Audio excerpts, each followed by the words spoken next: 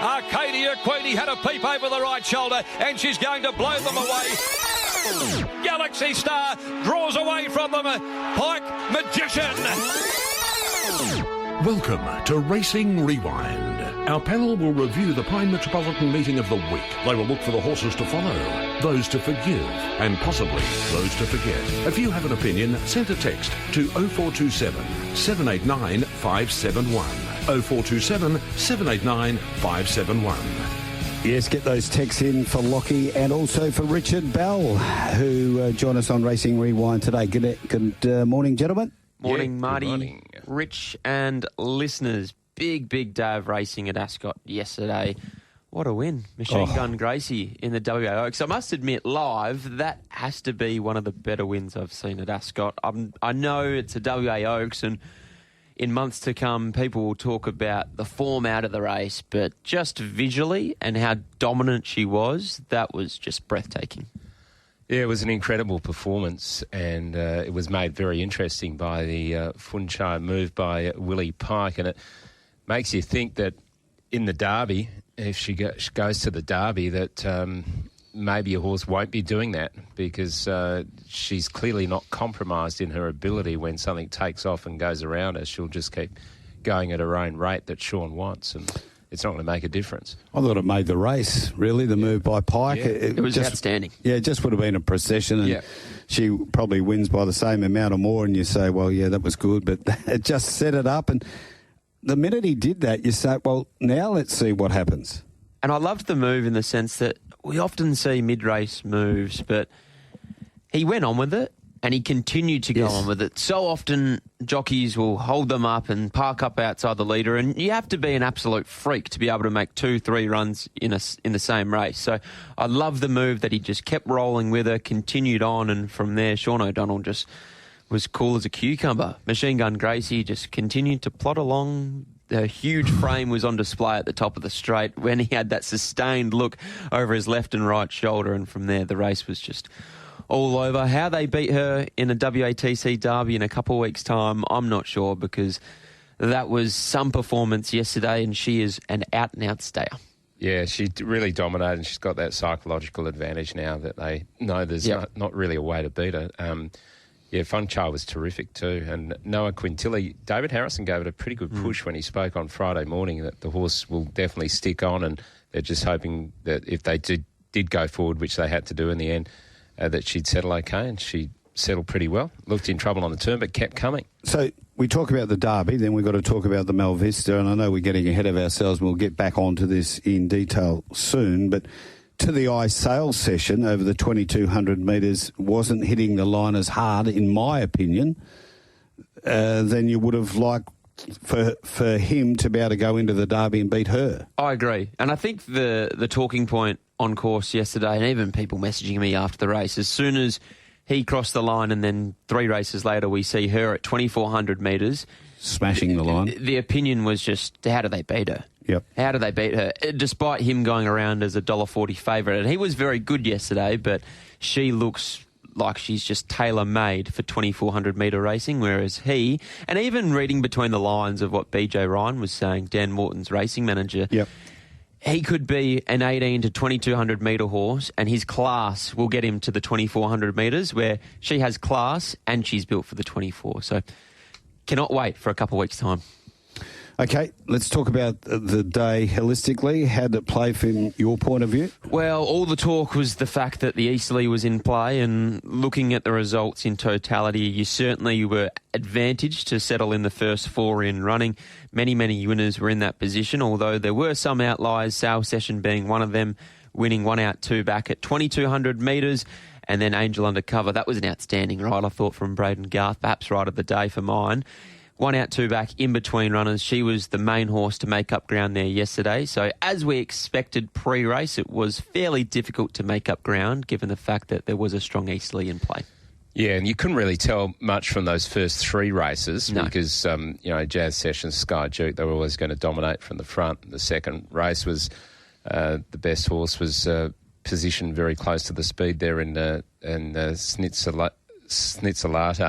And the third race was just a small field there with Watch Me Rock just sitting close to the speed with Fleur and Euro leading. But then we saw Angel Undercover get out to a really big price there at $6.50, probably because of the way the pattern was playing, although it was probably not expected she'd get that far back. But she was able to run on strongly from the back of the field, which was a good sign.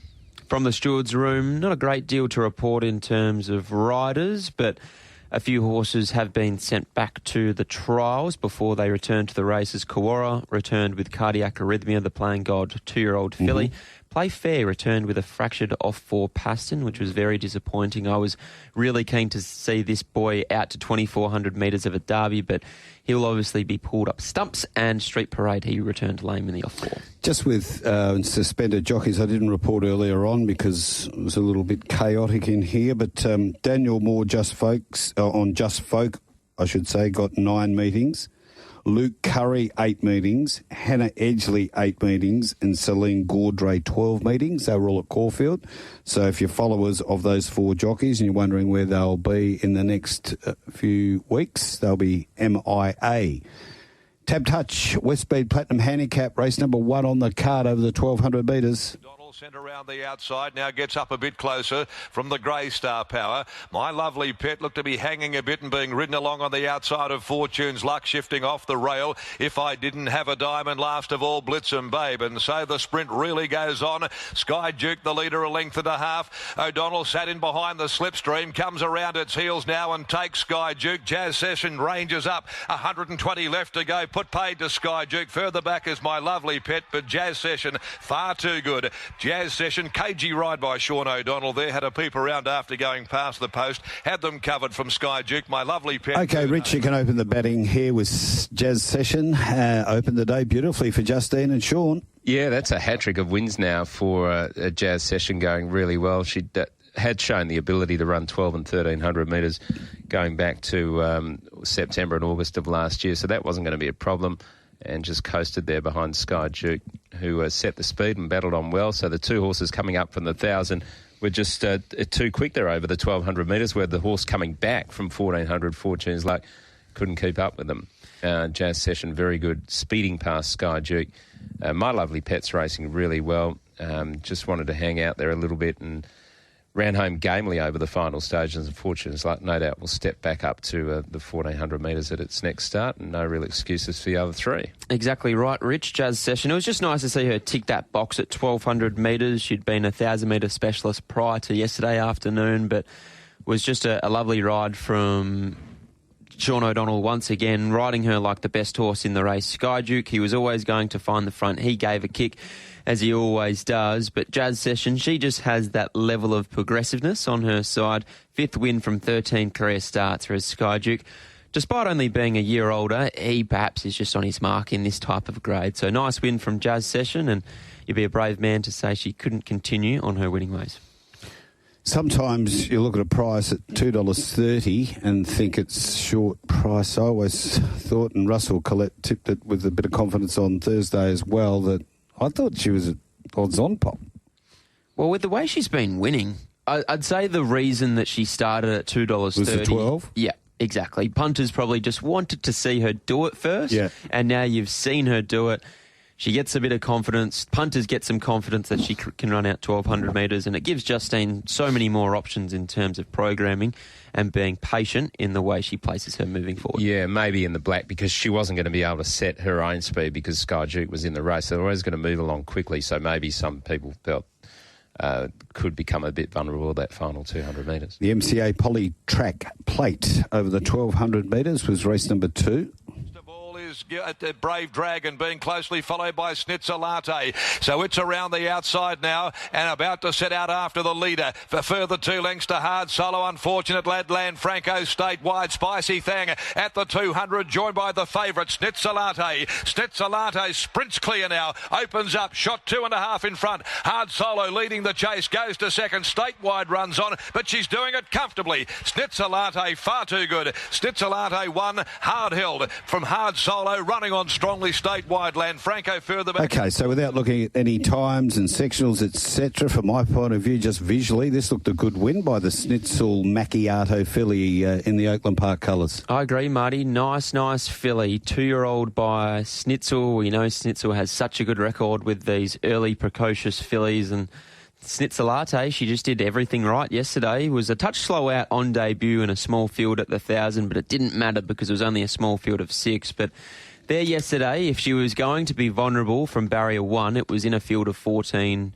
a capacity lineup for the 2-year-olds, but she just did everything right. Jumped well, put herself on speed. Willie Pike was able to get her off the fence in the early stages of the race, and I love the way that she let down when she needed to. Really nice performance, and she's going to be an interesting talking point heading towards a Karrakatta because she's not going to take the conventional route of a Gimcrack next week into a Karrakatta. So she's going to miss horses like Yes Queen, Luana Miss, Talk & Co. So where she measures up, it's going to be difficult, but Adam Durand, I think, has really raised something which is going to be a bigger talking point in the next few weeks, is that he's hoping to keep Willie Pike aboard, but Willie Pike, he has now an association with a number of really nice 2-year-olds. We saw Elite Beau win last week. He'll go to a Perth Stakes. We saw Yes Queen. He rode her in the Supremacy, and she was brave in defeat in second. So Willie Pike, he's going to have an important decision to make, and it's going to be interesting to see which way he does go. Yeah, some really good runs in the race too here, Lockie, including Statewide, who's still learning its action. Left leg's a bit all over the place at the moment, and also changed stride seemingly a few times up the straight, but this horse has got a lot of potential, and if it's not a Karrakatta, it could be a size for Statewide. The other to touch on was Hassani, which probably resented being restrained back in the field in a sense, but they had no option. Also got slightly interfered with just after the start as well, which didn't help its cause, but really found the line nicely. And David Harrison indicated that Who's Talking was definitely a size type horse. It lost complete sight of the bunny, and another one who probably resented being restrained early, but they had to ride it like that, and also wanted to pull hard there also with the blinkers on, so maybe that could be an option, taking them off later on for the size. But Who's Talking was pretty good over the final 100 metres, although beaten a fair way. The two I'm really keen to follow are Statewide and Hassani. As Rich touched upon, they look like size types in the making. Love the way that the pair of them found the line. Hassani, he just got too far out of his ground from an awkward barrier, so I loved what he did over the concluding stages, in particular the final 100 metres. He's a done deal colt, so you'd think he'd relish the 1,200 metres, and Statewide, I love the way he found the line as well. A colt by Tessort.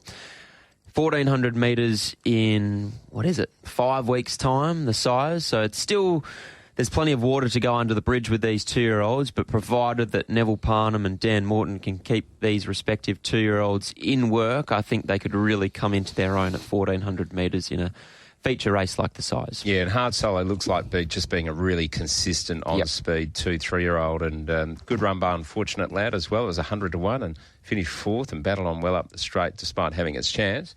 And Lanfranco was okay as well for Russell Stewart, battled on to be beaten 4 lengths and finished in 5th spot. Back in the saddle last night too, Gianfranco just got beat in the big one at Dubai.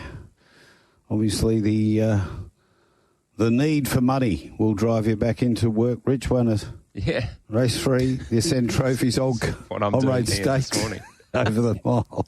With Watch Me Rock, Memory Parade about to get to his outside at the 400 mark, and they're quickening appreciably. Fluoro Neuro straightening for home, drew a length and a half. Iowa, now he makes his move on Watch Me Rock, setting out after this stablemate, and a length and a half off those Memory Parade. Fluoro Neuro with a bit of a kick, 150 to go, just a matter of time now as Watch Me Rock now hits overdrive, and he quickly ranges up. Pike has to stoke him up. Watch Me Rock going better than Fluoro Neuro. A stable Quinella in the old Comrade. Watch Me Rock, and Pike goes race to race. Yeah, disappointing field. It's been well discussed, but Watch Me Rock, geez, it was tight at the end with Fluoro Neuro. Actually came back just on the line. It was tighter than we all thought. Oh. It looked at the top of the straight, you go, okay, he's going to win by 2 or 3, but Willie Pike, interestingly, post-race, I thought gave good insight in the sense that he just does what he has to do, this horse, and you watch the slow-mo, low-angle shot.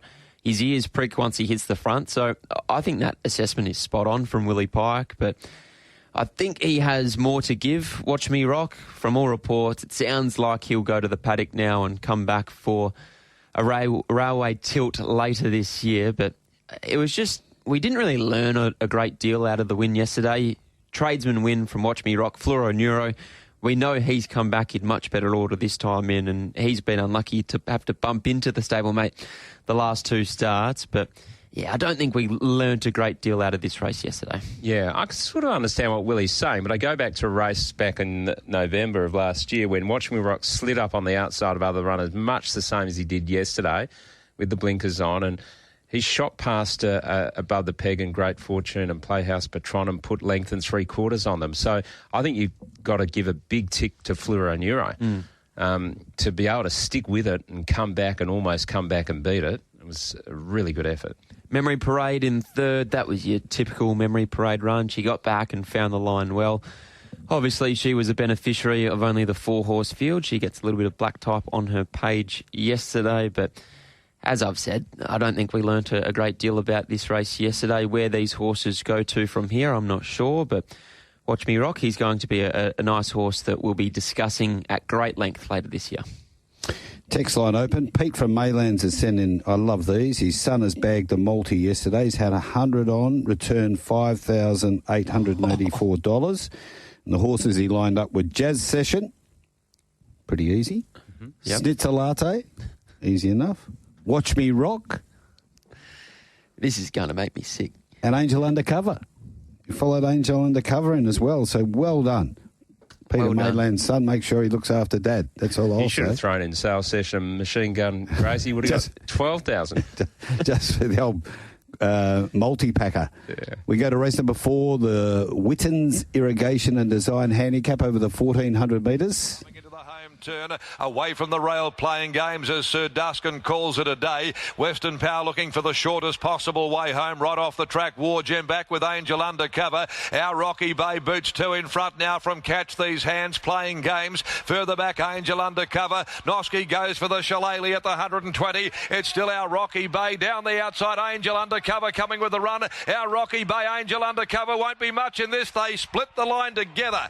Our Rocky Bay, Angel Undercover got a big dive. Might have got it there and has come from last to do it. Angel Undercover, I thought, might have just touched off Our Rocky Bay. Yeah, just back in trip, the secret here, wasn't it? 16 back to the 14. Braden Garth, as you said, top ride, beats Our Rocky Bay. Catch These Hands and playing games back in. Not a lot in it. There's a length and a half between 6 runners? Exactly right, and I think that was because of the fact that Our Rocky Bay didn't really set any records out in front. He looked like the only leader on paper, and Jared Noski ensured that he controlled the speed of that race to suit him as best as he could. But Angel Undercover, when you watch this replay, she got shuffled back to near on last at the 500-metre mark. So I thought this was a terrific win from the horse and a great ride from Braden Garth. He just remained patient and followed Willie Pike through. If there's a man you want to be following, it's probably Willie Pike. And you could see Braden identified that in the early stages of the race. But once she got out into clear air, loved the way she found the line. As you said, Marty, 16 back to 1,400 metres. That was the key. I think the camp learnt that the mile just doesn't quite suit her. So 1,400 metres is perhaps her go moving forward. But really nice win and great to see Braden Garth salute once again in the city. I think he's riding very, very well at the moment. Catch These Hands battled on pretty well now with Mitch Pateman, sat in the breeze and fought on well. Playing games had every chance, and Western Power was certainly unlucky. Should have finished a lot closer. Gate 1 did look to be a bit of a poison chalice for it.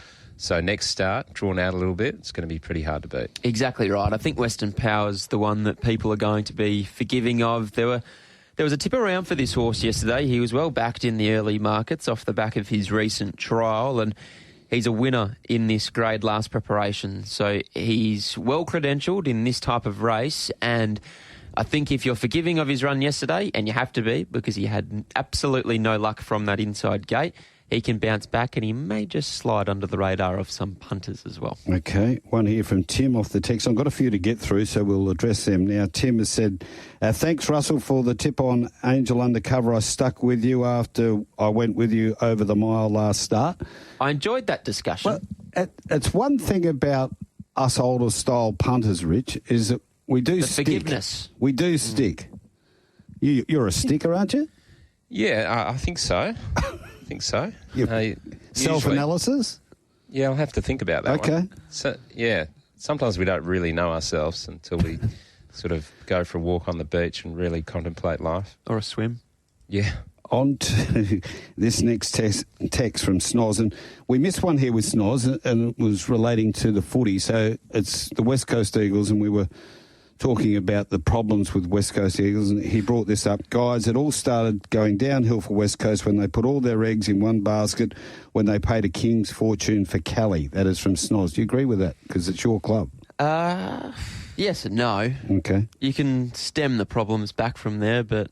How far do you want to go back? At that stage of West Coast development, they were in the go zone, so you just get everyone you can. Look at a Fair Geelong, point. look at a Hawthorn right now. That's exactly what they're doing. They're topping up. Snoz then goes into this one, and he's been banging on about it for a bit, and I haven't read a couple out, but I'm going to direct this at you. Sorry to harp on it, but I find myself finding it hard to bet at Perth meetings due to the lack of runners. Yesterday again, 1 race, 4 starters, 2 race, 7 starters, 2 with 8, not helping turnover. Love to hear what the boys think about this. Where all country meets are full capacity. And that's the case at Geraldton today. Big fields. There are a number of emergencies throughout this afternoon's program not gaining a start. It's an interesting discussion point. You look at the 2-year-old races at the moment, they're full. They're very, very full, and it's no surprise given the fact that the Karrakatta Plate is only in 3 weeks. You look at the horses at the trials as well in terms of the 2-year-old numbers, plenty of 2-year-old trials. And I think the small field sizes are going to change in the coming weeks. Just reading between the lines, there have been some big fields at trials, and you'd know this better than anyone, Rich. You've been putting some long hours in. It wouldn't surprise me if we're just going through a little bit of a lull. Obviously, horses that were up in work November, December time at Ascot, they've gone out for a break, and now they're just returning now. So hopefully it returns to somewhat near normality in coming weeks. Yeah, we've been having like 20, 22 trials on a Monday at Belmont, and there's lots of horses going through, 10 horse fields, even 11 horse fields in the trial. So, yeah, those field sizes will increase. I don't mind small fields as long as I know there's going to be a reasonable pace in the race. It makes it a bit easier to do the form, quicker to do the form, and you don't have to worry about too much interference as well. But is it concerning that you've got a Melvista Stakes and an Oaks with 7 runners and 8 runners? Because our minds go back where you'd have big fields in these races. Yeah. Well, I think the Oaks last year wasn't, and the Queen's Oaks was a small field. It wasn't a big field. So is it to do with breeding? Are we not breeding horses? I think that's where you open the next can of worms, and that's Australia-wide, is that in Australia, we just don't breed the same type of horse anymore that we did 30, 40 years ago. We breed for speed, and we're very good at it. Yeah, well, the staying race in Sydney yesterday, I think almost every runner was previously from overseas. Yeah. Okay, we'll get into the Melvista Stakes, sponsored by Schweppes. This was over the 2,200 metres.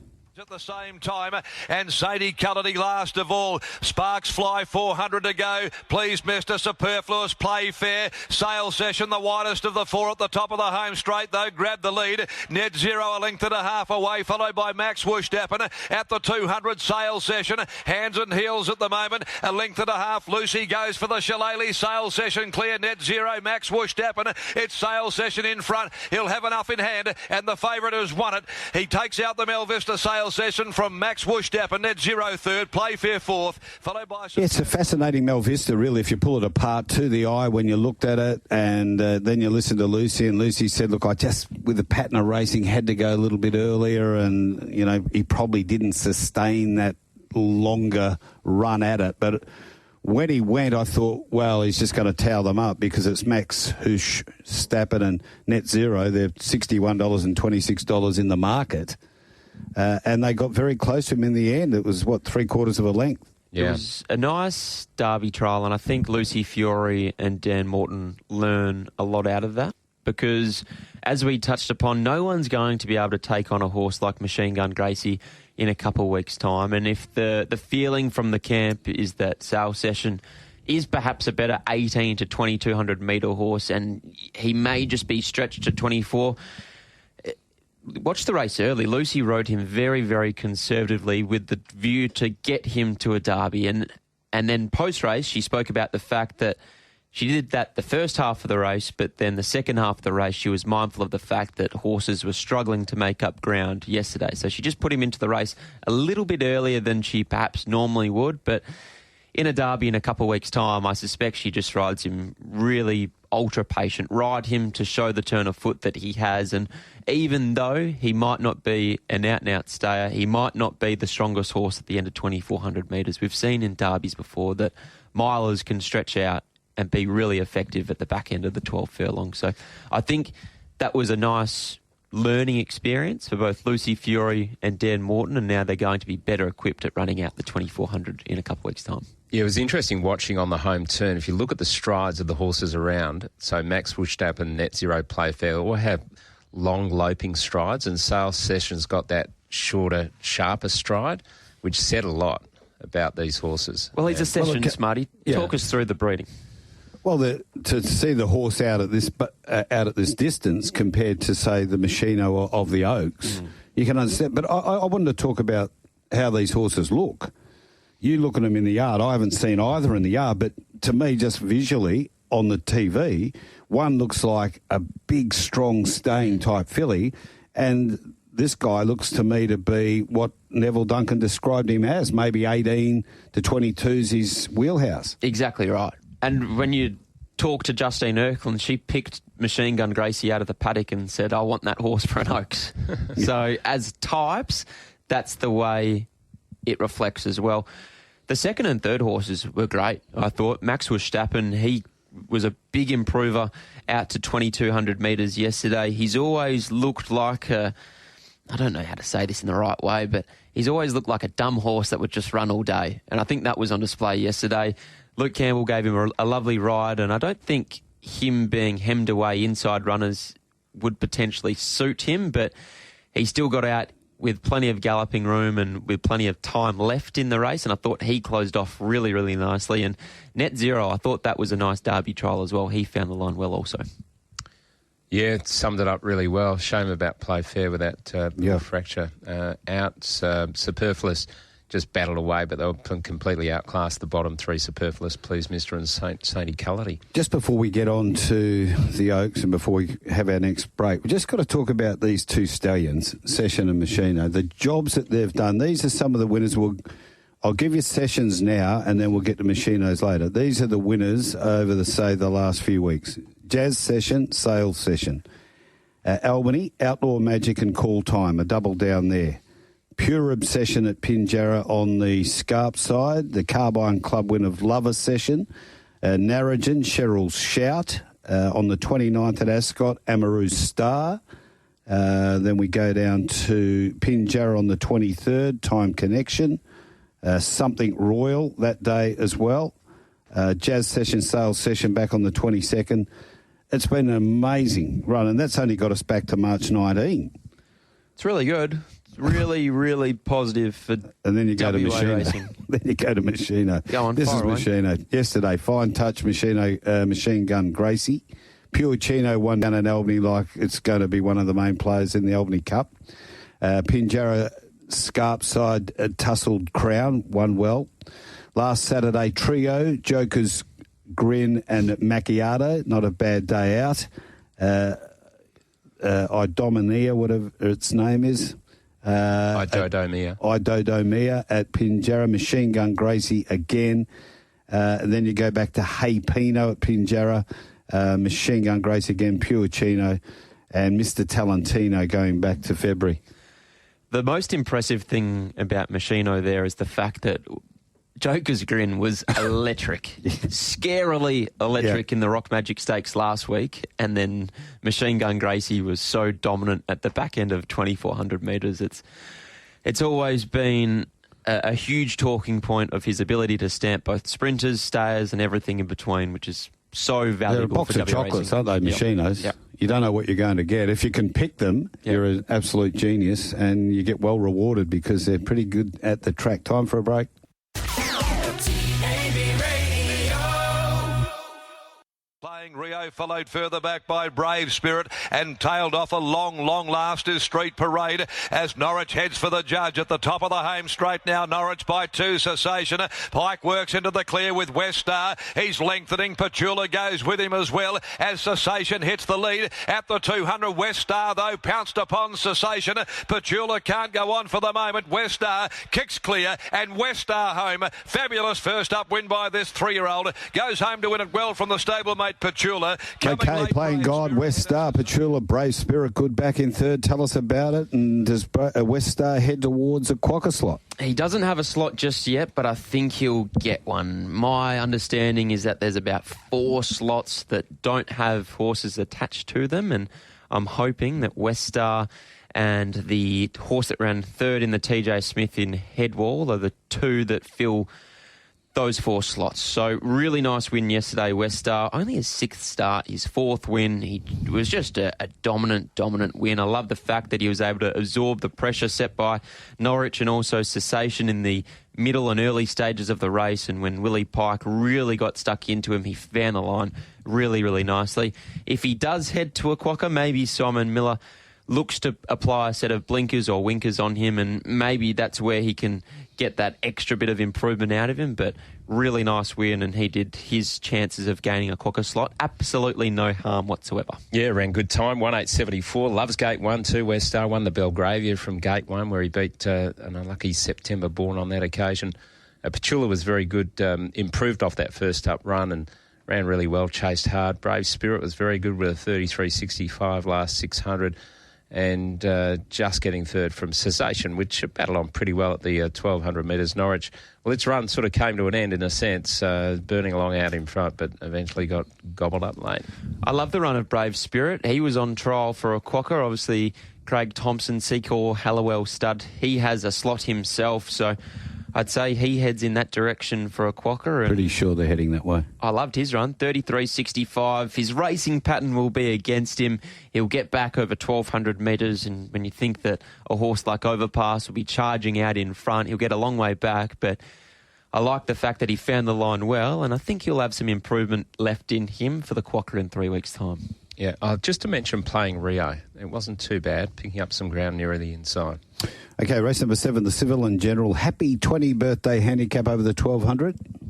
Objectify, who splits horses. 1.5 length. Chirino about to come to the outside, starting a move 4 and 5 deep, playing around in Main Act, and I'm a Wild Girl. Nobility led at the 300. Nobility 1.5 lengths to Rapid Rock. Objectify lets down further back behind those Princess in Red, but Nobility with a kick at the 175. Nobility 1.5 lengths to Rapid Rock, but Nobility has got them done and strong at the line. Nobility beats Rapid Rock. Main Act came late for third. Princess in Red. How good was that for Renee Forrest to get Nobility home? So good. Her first winner as a trainer on a Saturday, and what a job she's done with Nobility. And Lukey Campbell outriding his 1.5 kilo claim, and he was absolutely ecstatic.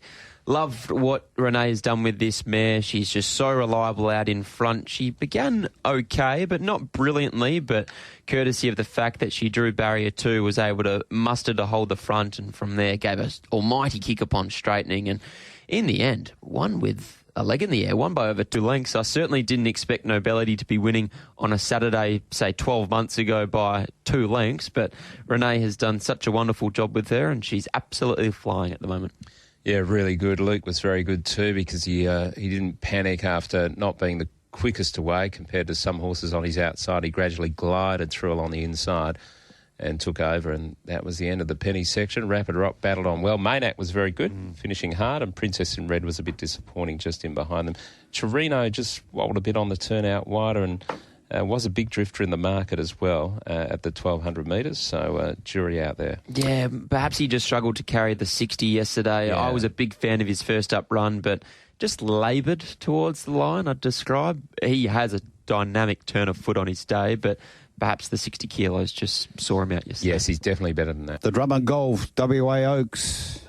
with 400 left to go in the Oaks. Pikes tried to steal it. Fun Charles the leader. O'Donnell had a sustained look around. The right shoulder now goes to work on Machine Gun Gracie, who comes at Fun Charles. They've raced away 3 lengths. Twilight Tail, Noah Quintilli, Machine Gun Gracie. She regains the lead and she sprints away from them. It's the Machino filly. She's running them ragged. Machine Gun Gracie, a star. Machine Gun Gracie, far too good, won the Oaks, and it's a year-to-year double for Justine Erkelins. Funchal, Noah Quintilli fought out the Miners, then Summers Legacy, Twilight... Okay, here's the beaten jocks. Stephen Parnham, Snipperando. Yeah, she just had a nice run, and once the pressure went on, wasn't able to match it with him, so yeah, probably just a bit outclassed in this today. Troy Turner, Lynn Starr. Yeah, she didn't want to jump for some reason, but she's going the paddock anyway. Lucy Fiore, Ido Demaya. Just under pressure a long way out, and then when Functional put the speed into the race, we just didn't have much left to give, but I'd say she's probably at the end of her preparation. Clint Johnson Porter, Twilight Tail. Just a little bit disappointing. Had a beautiful run, just didn't have much horse to work. Jason Whiting, Miss Santa Claus. Yeah, no, she tried really hard and ran a real honest race. Brad Parnham, Summers Legacy. Yeah, I thought she enjoyed a pretty good run throughout, and felt like I was probably going to run a place coming around the turn, but yeah, she might have just peaked at the 200 there, and but she whacked away quite nicely. William Pike, Funchal. Look, we tried to make a race of it. We tried to get clever. We played the tactics game. My horse was really brave in defeat, but just no match for the winner this year. Patrick Carberry, Noah Quintilli. Settled really well today with the addition of the earmuffs. It was great to be able to get a black type place on her, and she stuck on well. Okay, there you have it. Beaten jocks. Wrap it up. What a win. As we said earlier, that was one of the better wins I've seen at Ascot live. That was just arrogant. Loved the ride from Sean O'Donnell, and outstanding training performance from Justine Erkelins all the way along. She has said she bought this horse with the purpose of winning at WA Oaks, and you almost never hear of plans coming together like that. Like, it's horse racing. Things go wrong. A lot of things got to go right. And she has just placed her to absolute perfection. She's obviously just a remarkable filly, and she's an absolute star of WA racing. It's only her first racing preparation. Ooh. It's scary what she's been able to do, and I'm praying and hoping that she's pulled up sound and well this morning and tomorrow morning as well, because I'm excited to see her once again line up in a WATC Derby in a couple of weeks' time. Yeah, it was a shame for Delicate Warrior to bump into a Machine Gun Gracie at Pinchara and a maiden going back to February, and what a win that was. That really set the mark and set up her campaign. It was just an outstanding performance. I thought Willie's ride, we spoke about it earlier, very, very good indeed. But it tells people in the Derby now that even if you do that, there's not going to be a problem for Machine Gun Gracie handling it. Noah Quintilli was really good. Those earmuffs during the race was key gear change. A very smart move there by Harrison and Carberry, obviously having a discussion about it. And the three down the bottom, they all earned 5.5. In fact, the last 4 home. So probably a good idea putting them in the Oaks, even though they were completely outclassed and beaten more than 10 lengths. Last event of the day was an upset. The Solutions matchmaking handicap. Taking off Premium Girl, Stylish Lord in the middle is next. After a length came Western Lady, followed then by Pharaoh Show, Tokyo Fire, Zaza Rock near the rail, Henchard Expelliarmus, Homeward Bound, Blazing Emerald. Still he hasn't moved on it at the 250. Joined on the outside by Fine Touch, Blazing Emerald. Now he goes to work, Blazing Emerald and Fine Touch together. 2 lengths to Stylish Lord. Over on the inside, Blazing Emerald. Fine Touch keeps coming. Fine Touch the outside, gets the nose in front. Fine Touch. Fine Touch has just worried. Blazing Emerald out of it to win the last of the day narrowly. In behind them, third, Stylish Lord. Rich, you're a user of Solutions matchmaking. They tell me you can fire away in the last. Well, I know matchmaking is not the solution, but fine touch on speed with Blazing Emerald. And they just dominated the race. It was sort of stop-start affair, and they were packing up. And these two just were sort of unpressured, even though there were horses sort of out wide, coming at them from about the 800 metres, but they were just going at an even pace out deeper. And so they were able to hold their spots 1-2, and they just dominated up the straight, and Fine Touch touched off Blazing Emerald in the last stride. It's always shown ability, Fine Touch, and it's just taken a couple of fitness runs to get there this campaign. Blazing Emerald, so consistent, really good again. fought on tenaciously, and Willie's ride was perfect on Blazing Emerald out in front. Stylish Lord battled away pretty well. The one I'm going to follow out of the race is Henchard, because really good run. I actually liked it yesterday too, and there was good money for it, 18 into 12 late. I think next start it's going to be really hard to beat. Made up good ground, and one of the few horses in the race that was able to do that. Massive run. For a horse like him to run home in the fastest final 600 sectional of the race, I think that's a really nice sign of things to come. He does appreciate getting out over even further than the 18 that we saw yesterday. A few disappointments out of the race. Premium Girl, I think we've just learnt that she doesn't quite run out the 1,800 metres. Last start, I thought she was okay, running fourth, beaten 2 by Filthy Habits, and she was much more disappointing yesterday, so I suspect that there may be a little underlying issue there. But I think next preparation, kept to the mile at a maximum, she'll be better placed moving forward. Okay, got a special guest joining us, Ben Pearce. He's a busy man. He's got a big team up at Geraldton today, and he's got the favourite for the Tab Touch Geraldton Gold Cup. Good morning, Ben. Yeah, good morning, guys. Morning, Ben. Sure you're looking forward to the big team heading up to Geraldton this afternoon. We'll start in the first, a dual-pronged attack, Under Influence and Blue Rocket. Unfortunately, you bump into the form horse of Geraldton in On The Mark. Can you beat On The Mark? Yeah, well, Blue Rocket's going along well. She's in good form and drawn a good gate, so it'll be an interesting tactical race, small field. So yeah, whether we hold the lead or whether the favourite looks at cross, we'll find that out and see how it pans out from there. And Under Influence has probably been a little bit disappointing this prep, but we're taking him to Geraldton just to get him on another track because he just doesn't seem to run as well at Ascot, even though his runs haven't been far away. He just doesn't seem to have that long enough straight to wind up. Yeah, although he was a bit better last start, wasn't he, Dan? Yeah, he was. His runs haven't been bad. He's just sort of that little bit off of them. So hopefully, going up there to the bigger track that he's got form at, hopefully we can see him bounce back. Desert Madame in race number 2 wasn't a bad effort at Albany last start behind Gingerbread Girl and Lady Coco, and looks a chance in what looks to be an open race. Yeah, she was a good run last start, and she drew awkward, and we just had to run her because we entered her about 4 or 5 times, and we just couldn't get a start with her. So from the awkward draw, we thought it was a really good run. So draws a good gate today. So I think she's got to be a big chance. God's Grin looks well suited out to 1,400 metres, drawn barrier 1.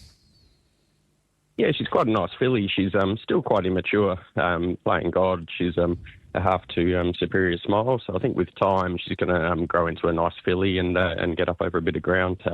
Hopefully we can get the job done today and then put her in the paddock, and we'll look forward to seeing her back. I guess it's a slight step up for Scenic Boom, coming off a couple of really good wins. What has impressed me, Dan, is the way that she was contesting the lead at Narrogin there early, and when Zephyr pulled back on her, she actually settled really well in behind them and then was able to get over the top of them. Yeah, it's probably a tricky draw there. So what Tash does in the first couple of hundred, we'll leave it up to her and see. But yeah, hopefully if she can slide across and get a nice spot, he's been racing well, so he can be right in it. So lucky. She's been unlucky. She hasn't been far away throughout this campaign, Ben. Can today be her day? Yeah, well, she's racing well. It's unfortunate that she hasn't won one because she has been racing really well. When we went to the 14 last start, last time out, we thought she was maybe a little bit close to him, stepping up to the 14, and just didn't seem to have that same finish. So we went back to the 12 and rode her back in the field, and she hit the line really good again. So I think today we'll look to have her in the back half and hitting the line.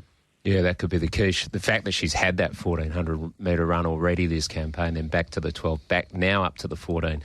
I always like that scenario. And you've got Manavendra in the Cup, Dan, really finding form at the right time. Yeah, he's I mean, he's got lost a little bit over the last 12 months after winning the Esperance Cup, but this time last year he was in the Geraldton Cup carrying 60 kilos, whereas he drops right down in the weight now, and he was a super win last start. We've just had a little bit of trouble with him trying to get him to settle.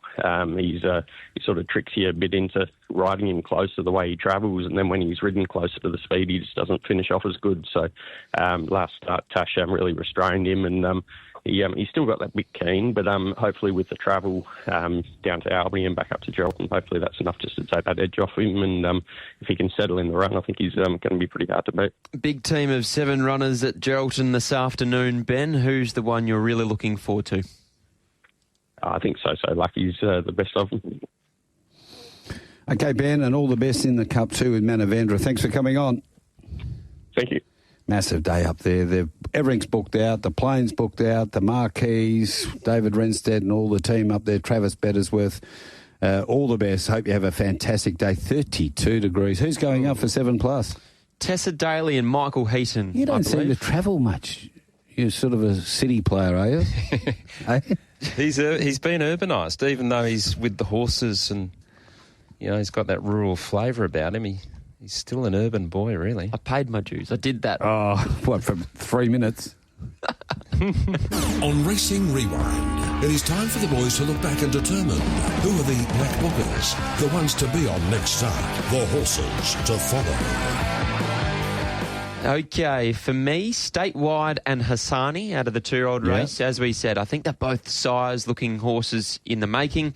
Petula, big improver, second up yesterday. Where she goes to from here, I'm not sure, but third up, I think, should be Cherry Ripe, hopefully in a race without Westar. And Main Act, the Bobby McPherson 3-year-old, big fan of him, loved his first run on a Saturday yesterday. Yeah, I'm going to go with Henchard in the last. I think the right race next start will be pretty hard to beat. Just want to ask you, so Nitzalade, the reason you don't put that in your black book? Because she won by 2 lengths. Okay. So winners can't go in black books? They can, but not that sort of winner. And if you just listen, Marty, she'll go to a Karrakatta Plate next start, and she isn't going to be my Karrakatta Plate tip. Okay, fair enough. Last night, one of the world's great races. Let's pick him up with 2 fences to go. To the outside, Iron Maximus coming right into it. That was 2 out, and there's not much in it now between Nick Rocket and Iron Maximus. Manila Kakuna and Grange Clare West. Brave Man's Game Iroko, the next 2. Then Senior Chief in Hewitt and Manila Rindo. The final fence in the National. Nick Rocket landed level with Iron Maximus. Couple of lengths away, Manila Kakuna. Meeting of the Waters now staying on to grab third. Behind those Grange Clare West and Iroko. They're on the way towards the elbow. Iron Maximus and Nick Rocket. Nothing in it between them. Meeting of the Waters, they're staying on back in third. Then Grange Clare West. They're up the running now. Nick Rocket to the far side. Last year's winner, Iron Maximus to the near side. Nick Rocket just in front. Iron Maximus tried hard. Grange Clare West staying on. But it's Nick Rocket under Patrick Mullins. He'll win the Grand National. Nick Rocket has beaten Iron. There it is, Rich. And it was a training treble to Willie Mullins. Wow. And his son Patrick rode it. So fair to say that he's dominated the race, the wily Irishman. As he always does. Yeah, he's pretty good. And news we mentioned earlier on, Romantic Warrior goes down again overnight. Tipped off late. The Japanese had a huge night up there at Dubai.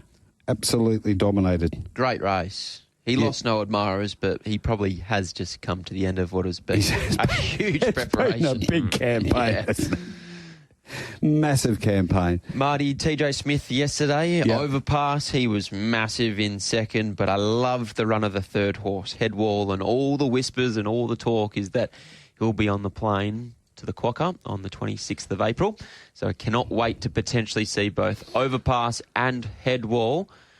And it sounds like Zach Lloyd's very keen to stick with Headwall, so we get another top-class rider here in WA. He's a brilliant rider, and it was travelling at the 250 better than Barissa when it was held up for a run, a lot better. So there's a real argument it should have gone very, very close to winning. So a minute to go. As we look at the Western Trilogy website now with the Quokka, Rope the Men, I Am Me, Crecchetti, Joker's Grin, Magnificent Andy, Overpass.